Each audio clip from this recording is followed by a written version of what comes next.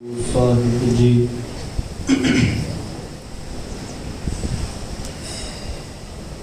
भै कहूँ को देत नह भै मानत आन कहो नानक सुन रे मना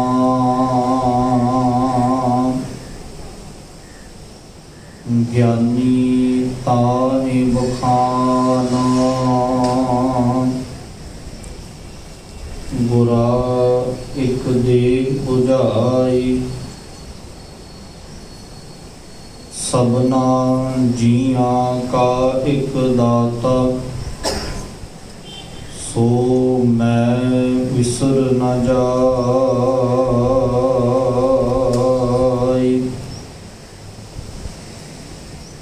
सतगुरु गुरु ग्रंथ साहिब सच्चे पातशाह जी दी मुबारक हजूरी दे अंदर सभाएमान गुरु सवारे सत्संगी जनों, सतगुरु गुरु तेग बहादुर साहिब सच्चे पातशाह जी दी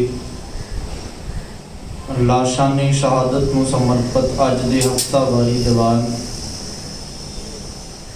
भावें कि पिछले समय तो लड़ीवार असी शाम के दीवान के अंदर सतगुरु गुरु तेग बहादुर साहिब सच्चे पातशाह जी के जीवन के वडमुले किस्से लड़ीवार विचार के अंदर साझे किए हैं। पर आओ उन्हां किस्सियां नूं अज फिर गुरु साहिब की हजूरी के अंदर बैठ के आपस के अंदर साझिया करिए। दातार जी कृपा करन एक सुर होके एकाग्र चित होके आपां दातार जी की पावन गाथा आपस के अंदर साझी करनी है। विचारां की प्रारंभता तो पहला जिहड़ी संगत थल्ले सेवा कर रही है वो सेवा करन, जिहड़ी सेवा नहीं कर रहे उन्हां दे चरणों च बेनती है आओ बैठना तो थल्ले भी है तो गुरु साहिब की हजूरी दे विच भी है। इत्थे आके बैठिए, चार गल्लां गुरु दियां साझियां करिए। सतगुरु जी कृपा करन आओ गुरु असीस साझी करो जी। वाहिगुरु जी का खालसा वाहिगुरु जी की फतेह। धन सतगुरु गुरु तेग बहादुर साहिब सच्चे पातशाह जी कुछ इतिहासकार कहते ने बचपन का नाम त्यागमल रखा गया सी।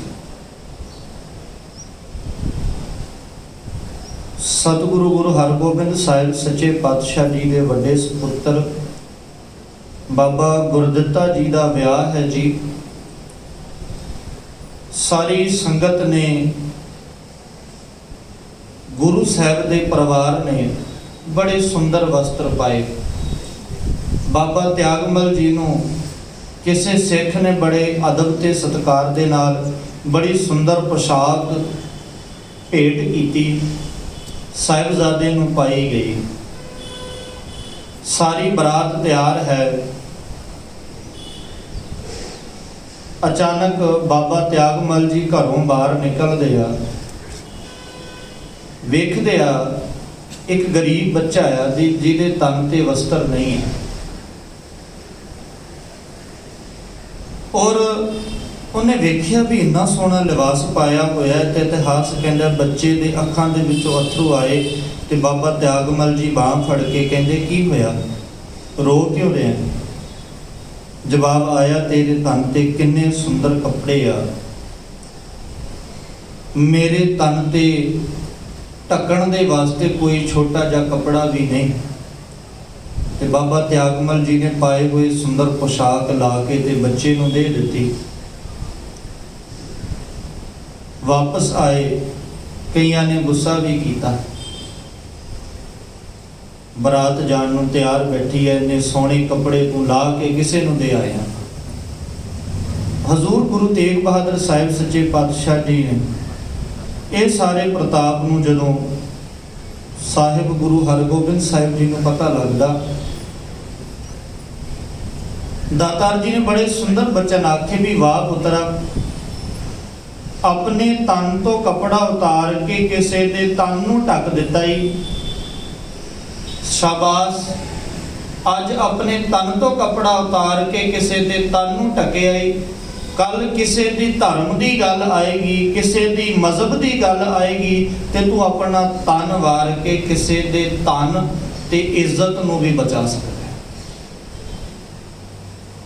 समा होया अरबला हुंदी है 13 साल की उम्र की। मैं संक्षेप दे विच बेनती करके समाप्ति करनी है। 13 साल की उम्र दे विच बाबा त्यागमल जी का आनंद कारज हुंदा है बटाले की धरती। माता गुजरी जी बड़ा वड्डा जिगरा और इतिहास में बड़ी वड्डी देन है। माता गुजरी जी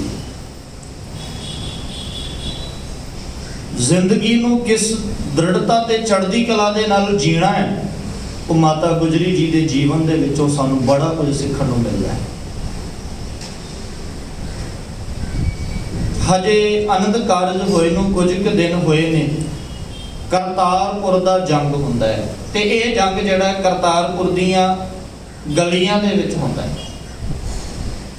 करतारपुर दा जंग ये पैंदे खां ते काले खां चढ़ के आउंदे आ ते पैंदे खां ते काले खां दे नाल ये जंग हुंदी है।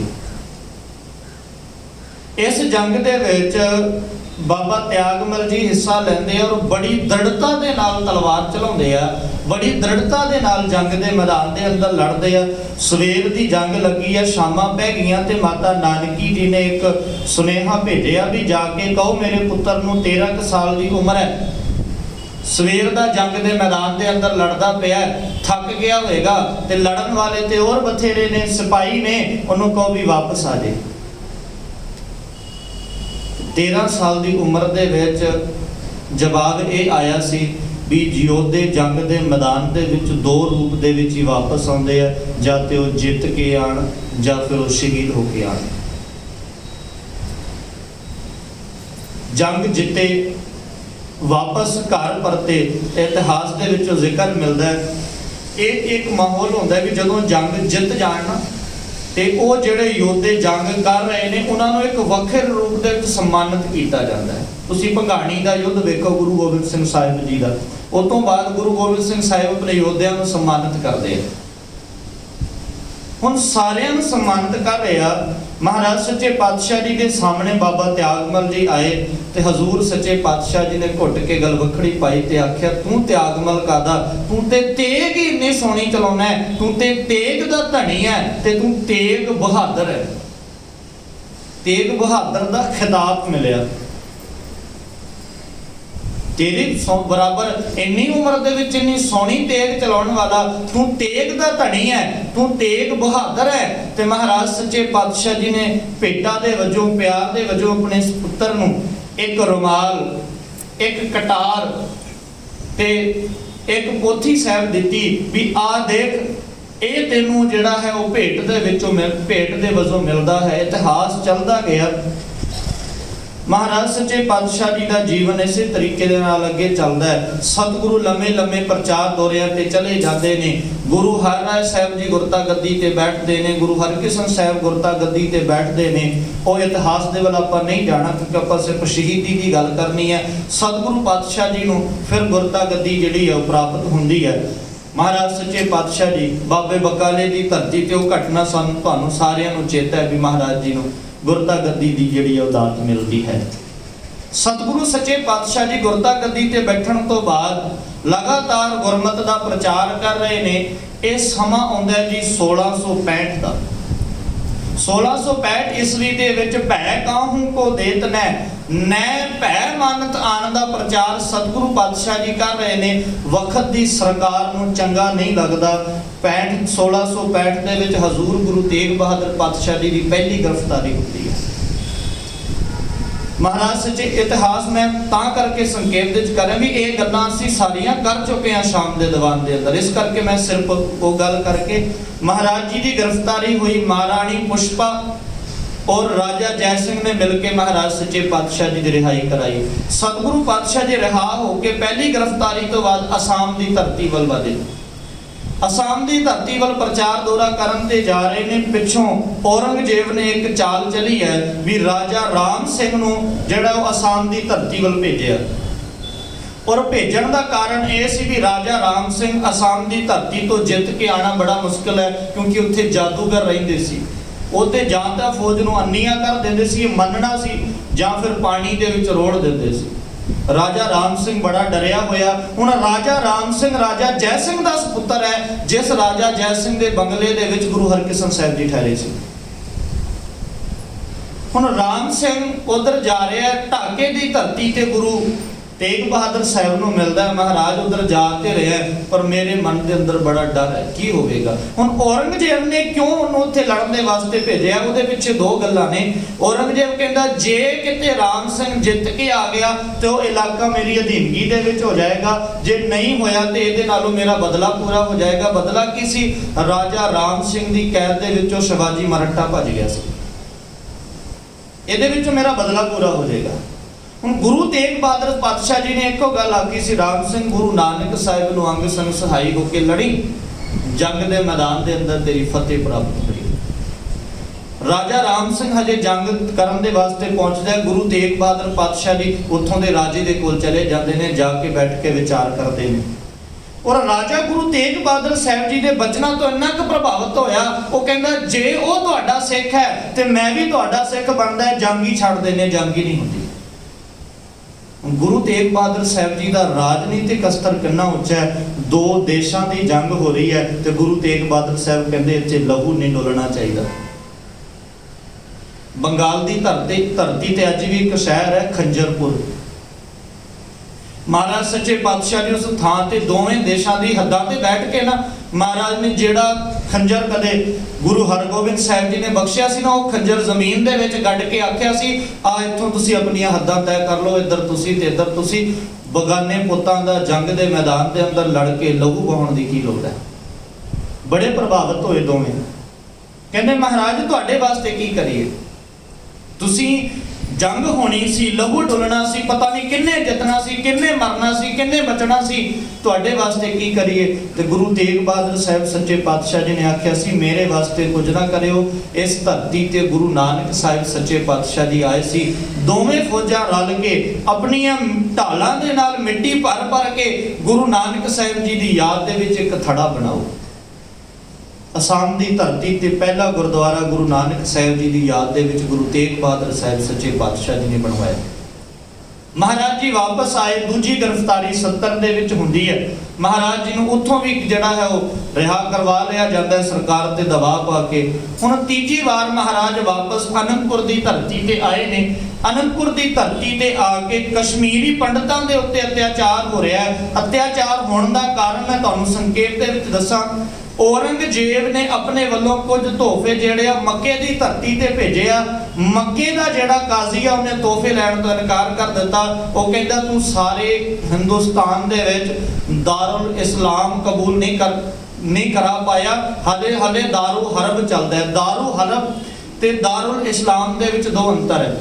ਦਾਰੁਲ ਹਰਬ ਕਹਿੰਦੇ ਆ ਭਾਵੇਂ ਰਾਜ ਇਸਲਾਮ ਦਾ ਹੋਵੇ ਪਰ ਹਰ ਬੰਦਾ ਆਪਣੀ ਗੱਲ ਕਰ ਸਕਦਾ ਹੈ, ਹਰ ਬੰਦਾ ਆਪਣਾ ਪ੍ਰਚਾਰ ਕਰ ਸਕਦਾ ਹੈ, ਆਪਣੇ ਮੁਤਾਬਕ ਆਪਣੀ ਧਾਰਮਿਕ ਰਸਮਾਂ ਨਿਭਾ ਸਕਦਾ ਹੈ। ਦਾਰੁਲ ਇਸਲਾਮ ਦਾ ਮਤਲਬ ਹੁੰਦਾ ਹੈ ਰਾਜ ਵੀ ਇਸਲਾਮ ਦਾ ਹੋਵੇ, ਹੱਕ ਵੀ ਇਸਲਾਮ ਦਾ ਹੋਵੇ, ਕੋਈ ਇਸਲਾਮ ਦੇ ਖਿਲਾਫ ਗੱਲ ਕਰਨ ਵਾਲਾ ਨਾ ਹੋਵੇ। ਤੇ ਉਹਨੇ ਕਿਹਾ ਜੇ ਤੂੰ ਦਾਰੁਲ ਇਸਲਾਮ ਕਬੂਲ ਨਹੀਂ ਕਰ ਪਾਇਆ ਤੇਰੇ ਤੋਹਫੇ ਨਹੀਂ ਲੈਣੇ। ਔਰੰਗਜ਼ੇਬ ਨੇ ਵਿਸ਼ਵਾਸ ਦਿਲਾਇਆ, ਵਾਅਦਾ ਕੀਤਾ ਵੀ ਮੈਂ ਦਾਰੁਲ ਇਸਲਾਮ ਕਬੂਲ ਕਰਾਵਾਂਗਾ, ਇੱਥੇ ਸਾਰਿਆਂ ਨੂੰ ਦਾਰੁਲ ਇਸਲਾਮ ਕਾਇਮ ਕਰਾਂਗਾ। ਉਹਨੇ ਤੋਹਫੇ ਲਏ। ਹੁਣ ਇਹਨੇ ਜਿਹੜੀ ਸ਼ੁਰੂਆਤ ਹੈ ਉਹ ਕਸ਼ਮੀਰ ਦੀ ਧਰਤੀ ਤੋਂ ਕੀਤੀ ਹੈ।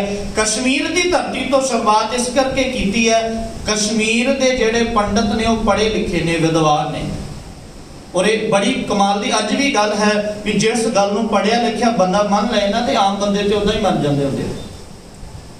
ਤੁਸੀਂ ਵੇਖੋ ਵੀ ਕਈ ਵਾਰ ਪੰਜਾਬ ਦੀ ਧਰਤੀ ਦੀ ਬੜੀ ਅਜੀਬ ਜੀ ਗੱਲ ਹੈ ਵੀ ਜੇ ਪੜ੍ਹਿਆ ਲਿਖਿਆ ਬੰਦਾ ਕਿਤੇ ਡਾਕਟਰ ਹੋਵੇ, ਪ੍ਰੋਫੈਸਰ ਹੋਵੇ, ਕਬਰ ਤੇ ਜਾ ਕੇ ਮੱਥਾ ਟੇਕਦੇ ਨਾ ਤੇ ਅੱਧੇ ਪਿੰਡਾਂ ਦੇ ਤਾਂ ਚੱਲਦੇ ਲੈ ਪ੍ਰੋਫੈਸਰ ਗਿਆ ਤੇ ਅਸੀਂ ਕਿਉਂ ਨਾ ਜਾਈਏ।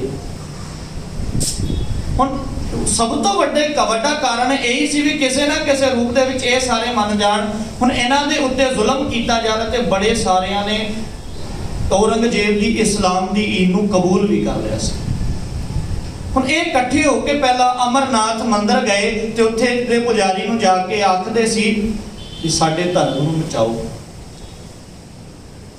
ਕਿਰਪਾ ਦੱਤ ਇਹਨਾਂ ਦੇ ਨਾਲ ਲੱਗਿਆ ਹੋਇਆ ਸੀ ਤੇ ਕਿਰਪਾ ਦੱਤ ਨੂੰ ਇੱਕ ਗੱਲ ਆਖੀ ਸੀ ਇਹਨਾਂ ਨੇ। ਕਿਰਪਾ ਰਾਮ ਦੱਤ ਨੂੰ ਗੱਲ ਕਹੀ ਸੀ, ਉਹ ਅਮਰਨਾਥ ਮੰਦਿਰ ਦੇ ਪੁਜਾਰੀ ਨੇ ਜਿਨ੍ਹਾਂ ਦੇ ਕਹਿਣ ਤੇ ਜਨੇਊ ਲਾ ਦਿੱਤੇ ਸੀ, ਅੱਜ ਉਹਨਾਂ ਦੇ ਕੋਲ ਜਾ ਕੇ ਕਹੋ ਜਨੇਊ ਵੀ ਉਹੀ ਬਚਾਉਣਗੇ। ਹੁਣ ਕਿਰਪਾ ਰਾਮ ਦੱਤ ਬ੍ਰਹਮ ਦੱਤ ਦਾ ਪੜਪੋਤਰਾ ਹੈ। ਬ੍ਰਹਮ ਦੱਤ ਉਹ ਜਿਹੜਾ ਗੁਰੂ ਨਾਨਕ ਸਾਹਿਬ ਸੱਚੇ ਪਾਤਸ਼ਾਹ ਜੀ ਨਾਲ ਵਿਚਾਰ ਗੋਸ਼ਟੀ ਦੇ ਵਿੱਚ ਹਾਰ ਜਾਂਦਾ ਹੈ ਤੇ ਗੁਰੂ ਨਾਨਕ ਸਾਹਿਬ ਜੀ ਦੀ ਸਿੱਖੀ ਨੂੰ ਪ੍ਰਵਾਨ ਕਰਦਾ ਹੈ। ਕਿਰਪਾ ਰਾਮ ਦੱਤ ਗੁਰੂ ਘਰ ਦੇ ਵਿੱਚ ਆਣ ਜਾਣ ਵਾਲਾ ਕਿਰਪਾ ਰਾਮ ਦੱਤ ਮਹਾਰਾਜ ਸੱਚੇ ਪਾਤਸ਼ਾਹ ਜੀ ਦੇ ਕੋਲ ਆਉਂਦਾ ਹੈ, ਫਰਿਆਦ ਕਰਦਾ ਹੈ। ਸਤਿਗੁਰੂ ਪਾਤਸ਼ਾਹ ਜੀ ਨੇ ਬਾਂਹ ਫੜੀ, ਆਪ ਅਨੰਦਪੁਰ ਸਾਹਿਬ ਤੋਂ ਤੁਰ ਕੇ ਦਿੱਲੀ ਵੱਲ ਆਏ। ਦਿੱਲੀ ਦੇ ਵਿੱਚ ਆਉਂਦਿਆਂ ਮਹਾਰਾਜ ਜੀ ਨੂੰ ਗ੍ਰਿਫਤਾਰ ਕਰ ਲਿਆ ਗਿਆ, ਕੈਦ ਦੇ ਵਿੱਚ ਰੱਖਿਆ ਗਿਆ।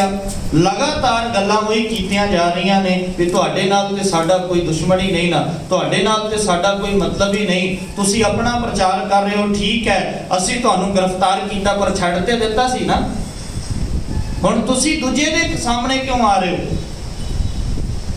ਹੁਣ ਗੁਰੂ ਤੇਗ ਬਹਾਦਰ ਸਾਹਿਬ ਨੇ ਇੱਕੋ ਗੱਲ ਆਖੀ ਸੀ, ਇੱਥੇ ਜਦੋਂ ਬਾਬਾ ਨਾਨਕ ਘਰੋਂ ਤੁਰਿਆ ਸੀ ਨਾ, ਉਦੋਂ ਵੀ ਉਹਨੂੰ ਕੋਈ ਸੀ ਨਹੀਂ ਸੀ ਇਤਰਾਜ਼, ਸਰਕਾਰੀ ਨੌਕਰੀ ਸੀ, ਵਧੀਆ ਖਾਨਦਾਨ ਸੀ, ਵਧੀਆ ਖਾਣਾ ਦਾਣਾ ਸੀ, ਬੜਾ ਕੁਝ ਸੀ, ਪਰ ਬਾਬੇ ਨੇ ਵੇਖਿਆ ਖਲਕਤ ਦੇ ਉੱਤੇ ਅਤਿਆਚਾਰ ਹੋ ਰਿਹਾ ਹੈ, ਮਨੁੱਖਤਾ ਦੇ ਉੱਤੇ ਅਤਿਆਚਾਰ ਹੋ ਰਿਹਾ। ਮੇਰਾ ਬਾਬਾ ਉਦੋਂ ਤੁਰ ਪਿਆ ਸੀ, ਜੇ ਗੁਰੂ ਨਾਨਕ ਸਾਹਿਬ ਜੀ ਦੀ ਜੋਤ ਅੱਜ ਇੱਥੇ ਹੈ, ਮਨੁੱਖਤਾ ਦੇ ਉੱਤੇ ਅਤਿਆਚਾਰ ਹੋ ਰਿਹਾ ਤੇ ਮੈਂ ਵੀ ਘਰੇ ਨਹੀਂ ਬੈਠ ਸਕਦਾ। ਮਨੁੱਖਤਾ ਦੇ ਉੱਤੇ ਅਤਿਆਚਾਰ ਹੋ ਰਿਹਾ, ਤੁਹਾਨੂੰ ਕਿਹਨੇ ਹੱਕ ਦਿੱਤਾ ਹੈ ਤਲਵਾਰ ਦੇ ਜ਼ੋਰ ਦੇ ਨਾਲ ਤੁਸੀਂ ਕਿਸੇ ਨੂੰ ਮੁਸਲਮਾਨ ਬਣਾ ਦਿਓ। ਮਹਾਰਾਜ ਸੱਚੇ ਪਾਤਸ਼ਾਹ ਜੀ ਦੀਆਂ ਦਲੀਲਾਂ ਦਾ ਕੋਈ ਜਵਾਬ ਨਹੀਂ ਸੀ। ਹਜ਼ੂਰ ਨੂੰ ਪਿੰਜਰੇ ਦੇ ਵਿੱਚ ਕੈਦ ਕਰਕੇ ਚਾਂਦਨੀ ਚੌਂਕ ਦੇ ਵਿੱਚ ਲਿਆਂਦਾ ਗਿਆ। ਚਾਂਦਨੀ ਚੌਂਕ ਦੀ ਧਰਤੀ ਤੇ ਬੜਾ ਵੱਡਾ ਉਹ ਗਰਾਊਂਡ ਸੀ, ਬੜਾ ਵੱਡਾ ਖਾਲੀ ਮੈਦਾਨ ਸੀ। ਅੱਜ ਤੇ ਖੈਰ ਬਹੁਤ ਭੀੜੀ ਜਗ੍ਹਾ ਹੋ ਗਈ ਹੈ। ਉਹ ਸਾਰੇ ਸ਼ਹਿਰ ਦੇ ਵਿੱਚ ਢੰਡੋਰਾ ਪਟਵਾਇਆ ਗਿਆ, ਲੋਕ ਇਕੱਠੇ ਹੋਏ ਤੇ ਇਸ ਕਰਕੇ ਵੀ ਇਸਲਾਮ ਦੇ ਖਿਲਾਫ ਕਿਸੇ ਨੇ ਆਵਾਜ਼ ਚੁੱਕੀ ਹੈ, ਔਰ ਜਿਨ੍ਹਾਂ ਨੇ ਇਸਲਾਮ ਦੇ ਸਾਹਮਣੇ ਆਵਾਜ਼ ਚੁੱਕੀ ਹੈ, ਦੇਖੋ ਸਾਡੇ ਸਾਹਮਣੇ ਮੌਤ ਦਾ ਨਾਂ ਸੁਣ ਕੇ ਡਰਨਗੇ, ਸਾਡੇ ਸਾਹਮਣੇ ਝੁਕਣਗੇ। ਅਸੀਂ ਦੁਨੀਆ ਦੇ ਲੋਕਾਂ ਨੂੰ ਦੱਸਾਂਗੇ ਅਸੀਂ ਮੁਸਲਮਾਨ ਧਰਮ ਕਬੂਲ ਕਰਨਾ ਹੈ, ਸਾਰਿਆਂ ਨੂੰ ਪ੍ਰਵਾਨ ਕਰਾ ਦੇਣਾ, ਜਿਹੜਾ ਸਾਡੇ ਸਾਹਮਣੇ ਆਏਗਾ ਇਸੇ ਤਰੀਕੇ ਦੇ ਨਾਲ ਮਾਰਾਂਗੇ। ਸਤਿਗੁਰੂ ਸੱਚੇ ਪਾਤਸ਼ਾਹ ਜੀ ਨੂੰ ਪਿੰਜਰੇ ਦੇ ਵਿੱਚ ਕੈਦ ਕੀਤਾ ਸੀ। ਉਹ ਪਿੰਜਰਾ ਇਦਾਂ ਦਾ ਸੀ ਜਿਹਦੇ ਵਿੱਚ ਨਾ ਖੜਿਆ ਜਾ ਸਕਦਾ ਤੇ ਨਾ ਬੈਠਿਆ ਜਾ ਸਕਦਾ। ਕੁਝ ਸਮੇਂ ਉਹ ਪਿੰਜਰਾ ਸਾਂਭਿਆ ਗਿਆ, ਬਾਅਦ ਦੇ ਵਿੱਚ ਪਤਾ ਨਹੀਂ ਕਿੱਧਰ ਗਿਆ, ਨਹੀਂ ਸਾਂਭ ਪਾਏ ਸੀ। ਸਤਿਗੁਰੂ ਪਾਤਸ਼ਾਹ ਜੀ ਦੇ ਸਾਹਮਣੇ ਹਰ ਪੱਖ ਤੋਂ ਨਾਲ ਰਹਿਣ ਵਾਲੇ ਭਾਈ ਸਤੀ ਦਾਸ ਜੀ, ਭਾਈ ਮਤੀ ਦਾਸ ਜੀ, ਭਾਈ ਦਇਆਲਾ ਜੀ, ਜਿਹੜੇ ਪ੍ਰਚਾਰ ਦੇ ਸਮੇਂ ਤੇ ਵੀ ਨਾਲ ਹੈ, ਹਰ ਪੱਖ ਤੇ ਨਾਲ ਰਹਿਣ ਵਾਲੇ ਸਤਿਗੁਰੂ ਸੱਚੇ ਪਾਤਸ਼ਾਹ ਜੀ ਦੇ ਸਾਹਮਣੇ ਲਿਆਂਦਾ ਗਿਆ। ਉਹੀ ਗੱਲ, ਗੁਰੂ ਦਾ ਸਾਥ ਛੱਡ ਦਿਓ, ਤੁਹਾਨੂੰ ਕੀ ਮਿਲੇਗਾ।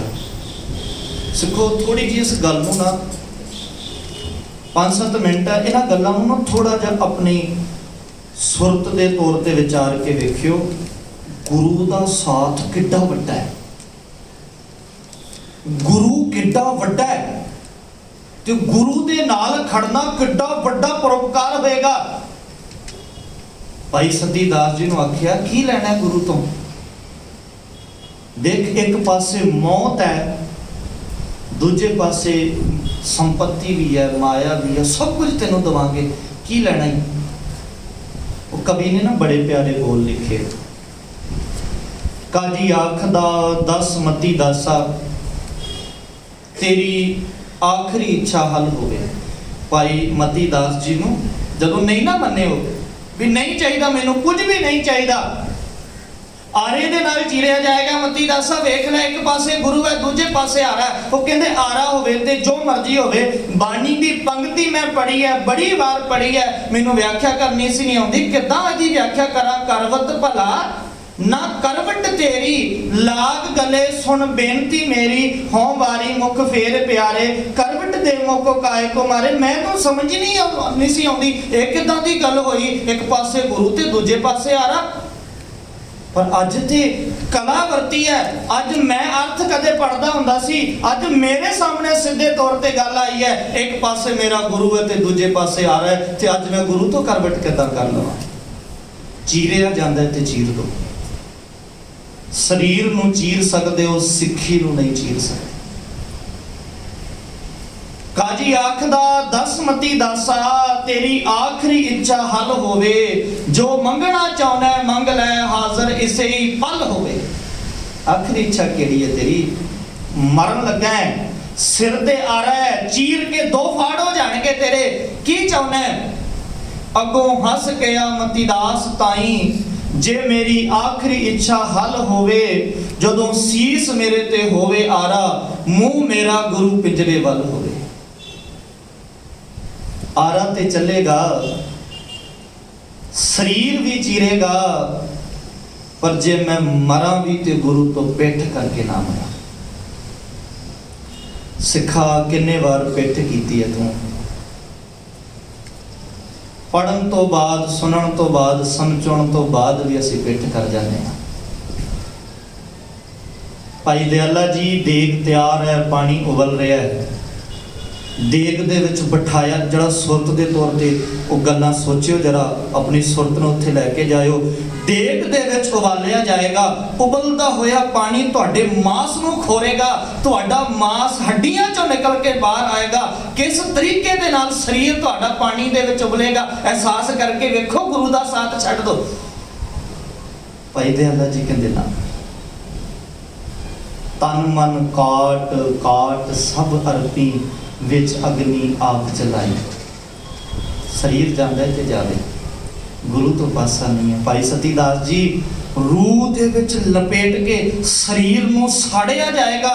रूह सड़ेगी, शरीर दी चमड़ी सड़ेगी, शरीर दी चमड़ी सड़ेगी, मांस सड़ेगा, ते ओदे नाल बड़ी पीड़ होएगी, बर्दाश्त नहीं कीती जाएगी। छड्ड दो गुरु दा साथ। कहंदे ना ਇਹ ਤੇ ਉਦੋਂ ਹੀ ਗੁਰੂ ਦਾ ਹੋ ਗਿਆ ਸੀ ਜਦੋਂ ਗੁਰੂ ਦੇ ਨਾਲ ਤੁਰੇ ਸੀ। ਇਹ ਤੇ ਹੈ ਹੀ ਗੁਰੂ ਦਾ। ਹੁਣ ਅੱਜ ਲੈ ਲੈ ਤੇ ਕੱਲ ਲੈ ਲੈ, ਇਹ ਫਰਕ ਨਹੀਂ ਪੈਂਦਾ। ਸਰੀਰ ਗੁਰੂ ਦਾ ਹੈ, ਅੱਜ ਲੈ ਲੈ ਭਾਵੇਂ ਕੱਲ ਲੈ ਲੈ। ਸਾਨੂੰ ਤੇ ਇਹ ਹੈ ਵੀ ਜਿਹੜੇ ਗੁਰੂ ਦੇ ਮੁਤਾਬਕ ਜੀਂਦੇ ਨੇ ਨਾ, ਸ਼ਹੀਦ ਦੇ ਵਿੱਚ ਅੰਤਰ ਇਹ ਹੈ, ਅਸੀਂ ਆਪਣੇ ਵਾਸਤੇ ਜੀਨੇ ਆ, ਸਿੱਖ ਗੁਰੂ ਦੇ ਬਚਨਾਂ ਦੇ ਵਾਸਤੇ ਜੀਂਦਾ ਹੈ। गुरु दे बचन है, शरीर गुरु दा है। अज भी इन्ने लेना है, कल भी इन्ने लेना है। सच्चाई ये है भी शरीर दा ठीकरा भन्निया ते जाना सी, पर तुहाडे हिक दे विच मार के भन रहे आ। नाले ते जुल्म टुट जाएगा, नाले ये ठीकरा वेखे लग जाएगा। तिन्ने सिखां नूं चांदनी चौक दे विच खड़े करके शहीद किया गया। ते शहीद करन दा कारण ये सी, गुरु तेग बहादुर साहब मौत नूं वेख के डर जाणगे। मौत नूं वेख के रूह कंबेगी। जदों भाई दयाला जी नूं देग दे विच उबलदियां नूं वेखणगे ते डरनगे। भाई सतीदास जी नूं रूह दे विच सड़दियां नूं वेखणगे ते डरनगे। जदों भाई मती दास जी नूं आरे दे नाल चीरिया होया वेखणगे ते डरनगे। लहू वेख के रूह कंबेगी। पर गुरु तेग बहादुर साहब दा दृढ़ता और कमजोर करन वालियां ने और मजबूत कर दिता। ते मेरे हजूर ने आख्या सी, वाह मेरे पुत्रो, ये मैनू डोलाना चाहते सी, मैनू ये सी भी मेरे पुत्र किते मौत नूं वेख के ना डर जाण, पर शाबाश पुत्रो, तुसी ते मैनू भी मजबूर कर दिता भी किते मेरे मन दे अंदर ये आवे, मेरे बच्चे डोल गए, पर तुसी मैनू भी ये कह दिता भी मैं तुहाडे तो अगे होके अगे जावां। साहिब सच्चे पातशाह जी ने दिल्ली की धरती ते चांदनी चौक जिथे फुआरे तो लागे खूह है, उत्थे इशनान किया। इतिहास कहता महाराज ने बाणी का जाप किया। जलालुद्दीन, सैयद जलालुद्दीन नंगी तलवार लैके सतगुरु तेग बहादुर साहिब सच्चे पातशाह जी के सामने आता है। साहिब सच्चे पातशाह जी ने बाणी का जाप खत्म किया ते जलालुद्दीन कहता, डर नहीं लगता? भयानक चेहरा, नंगी बड़ी हथ दे विच फड़ी हुई तलवार, ते जलालुद्दीन कहता, डर नहीं लगता? ये तलवार तुहाडे सिर दे उत्ते वजेगी, तुहाडा धड़ दे नालों शीस वख हो जाएगा, मौत तुहाडे सामने खड़ी है, डर नहीं लगता? वेख तलवार नूं वेख के डर नहीं लगता? ते कवि ने बोल आखे, गुरु तेग बहादुर साहब दे मूहों ने बोल कढाए। गुरु तेग बहादुर साहब कहते, डरा किनू रहे तू? ਲਾਹੌਰ ਚੇਤਾ ਹੀ ਮੇਰਾ ਦਾਦਾ ਸੀ ਜਿਹੜਾ ਤੱਤੀ ਤਵੀ ਤੇ ਬੈਠਿਆ ਸੀ, ਉਹ ਨਹੀਂ ਸੀ ਡਰਿਆ। ਡਰਾ ਕਿਹਨੂੰ ਰਿਹਾ? ਇਹ ਤਲਵਾਰ ਵੇਖ ਕੇ ਮੈਨੂੰ ਡਰਾ ਰਹੇ। ਮੇਰਾ ਤੇ ਬਚਪਨ ਤੋਂ ਕੰਮ ਹੀ ਇਹਨਾਂ ਦੇ ਨਾਲ ਖੇਡਣਾ ਰਿਹਾ। ਕਵੀ ਨੇ ਬੋਲ ਲਿਖੇ, ਉਹ ਕਹਿੰਦਾ ਮੈਂ ਹਾਂ ਤੇਗ ਤੇ ਕੱਢ ਲੈ ਤੇਗ ਤੂੰ ਵੀ, ਇੱਕ ਦੋ ਨਹੀਂ ਕੱਢ ਲੈ 100 ਤੇਗਾ। ਮੈਂ ਤਾਂ ਜੰਮਦਿਆਂ ਹੀ ਤੇਗਾਂ ਦੀ ਛਾਂ ਮਾਣੀ, ਮੈਨੂੰ ਲੱਕ ਮੈਂ ਤੇਗ ਬਹਾਦਰੀ ਦਾ, ਮੇਰੇ ਸਾਹਮਣੇ ਖਲੋ ਨਹੀਂ ਸਕਦੀਆਂ 100 ਤੇਗਾਂ।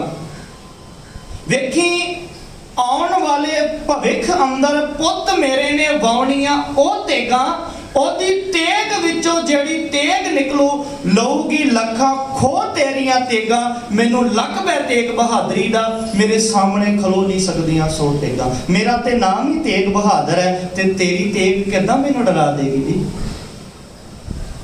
ਜੇ ਤੇਰਾ ਕੰਮ ਖਾਨਦਾਨੀ ਹੈ, ਤੂੰ ਕਹਿੰਦਾ ਮੇਰੇ ਪੁਰਖੇ ਕੰਮ ਕਰਦੇ ਆਏ ਆ ਲੋਕਾਂ ਨੂੰ ਮਾਰਨਾ, ਤੇ ਇਹ ਗੱਲ ਚੇਤਾ ਰੱਖੀ ਮੇਰੇ ਪੁਰਖੇ ਵੀ ਲੋਕਾਂ ਦੀ ਹੱਕਾਂ ਦੀ ਖਾਤਰ ਆਪਾ ਵਾਰਦੇ ਆਏ ਆ, ਤੇ ਤੂੰ ਕਹੇਗਾ ਤੇਰੀ ਪੀੜ੍ਹੀ ਇਹ ਕੰਮ ਕਰੇਗੀ, ਤੇ ਮੈਂ ਇਹ ਤੇਰੇ ਨਾਲ ਵਾਅਦਾ ਕਰਕੇ ਜਾਉਣਾ ਫਿਰ ਮੁਕਾਬਲਾ ਹੋਏਗਾ, ਤੇਰੀ ਪੀੜ੍ਹੀ ਮਿਲੇਗੀ ਮੇਰੀ ਪੀੜ੍ਹੀ ਮਿਲੇਗੀ, ਤੇਰੀ ਪੀੜ੍ਹੀ ਉਦੋਂ ਵੀ ਮੇਰੀ ਪੀੜ੍ਹੀ ਨੂੰ ਨਹੀਂ ਹਰਾ ਪਾਏਗੀ, ਭਾਵੇਂ ਸਰਹੱਦ ਦੀ ਧਰਤੀ ਤੇ ਆ ਕੇ ਮੇਰੇ ਪੋਤਰੇ ਤੈਨੂੰ ਟਕਰਾਣ।